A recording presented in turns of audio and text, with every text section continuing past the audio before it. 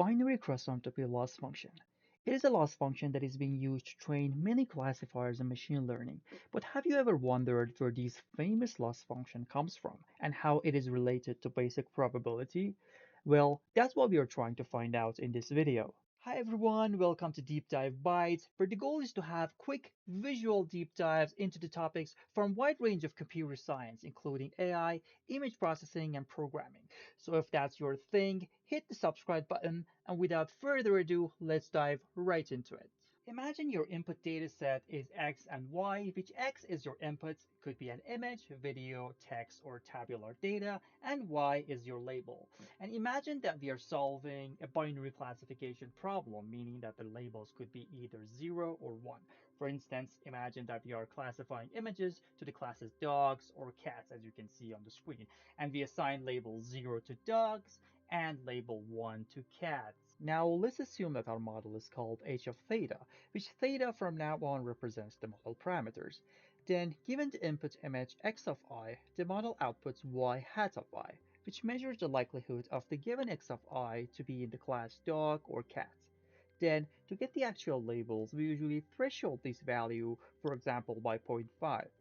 Then, for example, if our model outputs zero point 0.3, because it is less than zero point 0.5, it means that x1 belongs to the class dog. And if the model outputs a value of zero point 0.7, because it is more than zero point 0.5, it means that x2 belongs to the class cat. Now, since the output of the model is a binary number, we can model it with a Bernoulli random variable. So a Bernoulli random variable is a discrete random variable representing a single experiment with only two possible outcomes. Typically, we label them as 0 or 1, which in our case is going to be class dog or cat. And we also define a probability, a success probability P, which basically defines how likely it is to get a label 1. So we can write out that the probability of y of I to become 1 is P, and since we only have two classes, then the probability of y of I to be 0 is 1 minus P. Now we can summarize both of these formulas in a more compact form, which cover both of the cases which y of I could be either 0 or 1. And now, since the output of the model is also a binary number, we can use similar idea to write out a probability formula for it. For the probability of the output, we use a conditional probability, and the reason is that the output of the model is conditioned on the input image that we are passing to it, which in this case are images of dogs and cats. So this formula basically states that given x of I, what is the probability of the label to be 1, which is equal to h of theta x of I. And since we are solving a binary classification problem and we are modeling with a Bernoulli random variable, we know that the probability of the label to become 0 is 1 minus the probability of that to become 1, which in this case the probability to be 1 is h of theta x of I. So in a similar way, we can write a compact formula for the output probability of the model, which is similar to what we wrote for the Bernoulli random variable. So if we compare the red box to the red box, we can see that P is now replaced by h of theta x of I, which both of them are representing the probability of y of I to become 1. And in a similar way, if we compare green box to the green box, again we see that 1 minus P is now replaced by 1 minus h of theta x of I, which both of them are representing the case that y of I, the label, is 0.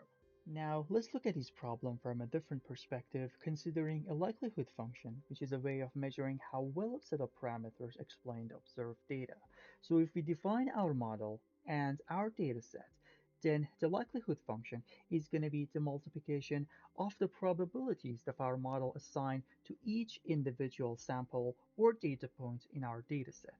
And the reason that we are multiplying them together is because of the independence of each individual sample in our dataset, which will be covered in a separate video.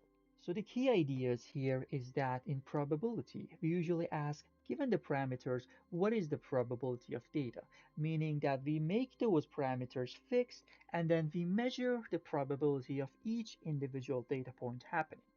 However, in the likelihood function, we flip this perspective and say, given the data, which parameters make these data most probable, meaning that now this time the data points are fixed and now we are changing the parameters theta in a way that makes those data points more likely to happen or more probable.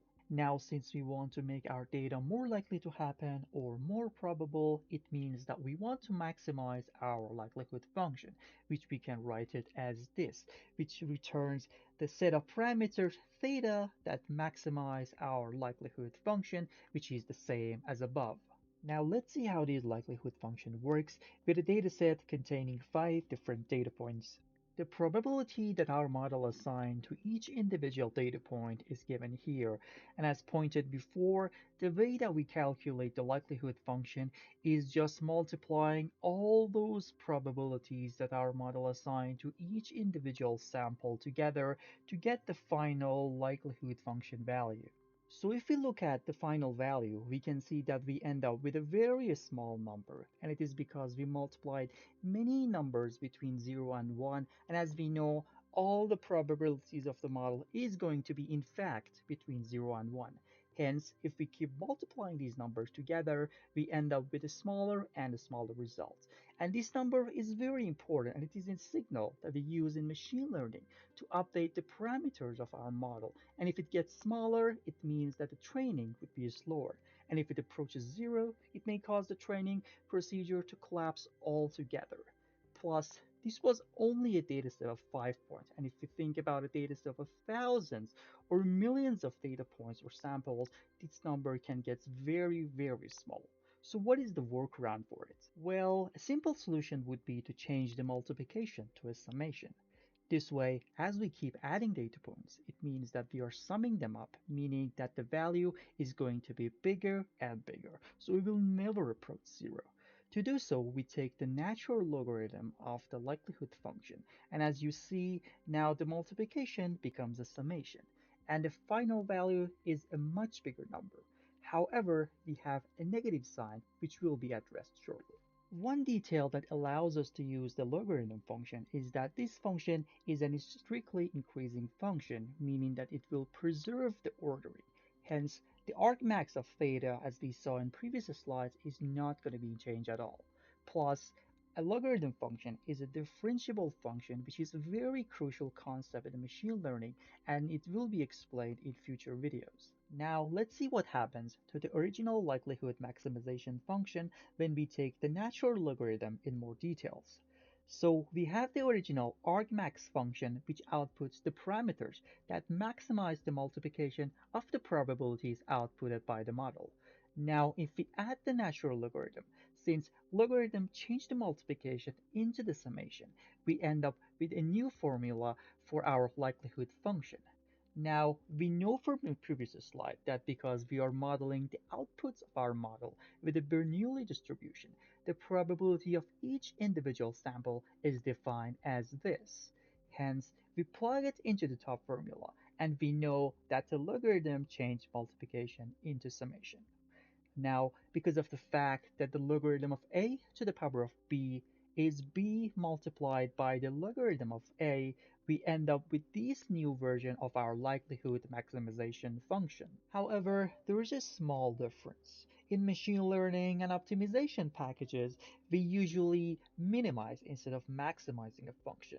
Hence, we add a negative sign and turn our maximization of the likelihood into a minimization of the likelihood function. In machine learning literature, loss function is usually represented by j of theta, which here is the negative of the likelihood function, and by minimizing this j of theta, we find the optimal parameters for our model. Now, let's quickly have a look at the plot of the new minimization function and compare it to the maximization form. So if we look at the plot of negative log versus the log, we can see that they intersect each other at a log of 1, which is equal to 0. And if you think about it, log of 1 is the case that our model predicts all the labels correctly for both 0 and 1 classes. So assuming that the correct label is 1 and our model also predicts a value of 1, if we put those values in the original likelihood function, we see that we end up with a loss of 0, meaning that our model made no mistakes. It is also the case when the true label is 0 and our model also predicts a value of 0. So again, if we put those numbers in the formula, we see again that the loss becomes 0 while we reach a log of 1. So the idea here is that the loss of zero for both negative and positive likelihood function happen on the exact same point, which is here shown by the yellow dot on the plot. So before we end this video, let's have a couple of samples and calculate what happens to the loss function under different scenarios. So let's assume that our Kirk label is 1 and our model predicts a value of 0.8. Then putting these values in the likelihood formula, we see that we end up with a loss of 0.22. In a different example, now let's assume that our model predicts a value of zero point 0.1 for the correct label of 1. Again, if we do the math, we see that we end up with a value of 2.30. So the conclusion that we can make from these samples is that as our model makes more wrong guesses and it's just the value gets far from the correct label, the loss becomes bigger, which is exactly what we are looking for. Now let's focus on the cases where the true label is 0. So let's assume that our model predicted the value of 0.84 for the correct label of 0. Then putting the numbers in the formula, we see that we end up with a loss of 1.83. Now let's assume that our model predicted a value of 0.06 for the label of 0. And again, doing the math, we see that we end up with a loss of 0.06. So again, we see a similar pattern that as our guess gets far from the correct label, which is 0 in this case, the loss becomes bigger. And it is exactly the behavior that we are looking for. And with that said, we have reached the end of this video. Thank you all so much for watching. If you found value in this video, please consider liking and subscribing to support the channel. And if you have any questions or any topics on your mind that you'd like me to cover, please feel free to comment down below and hope to see you all in the next video.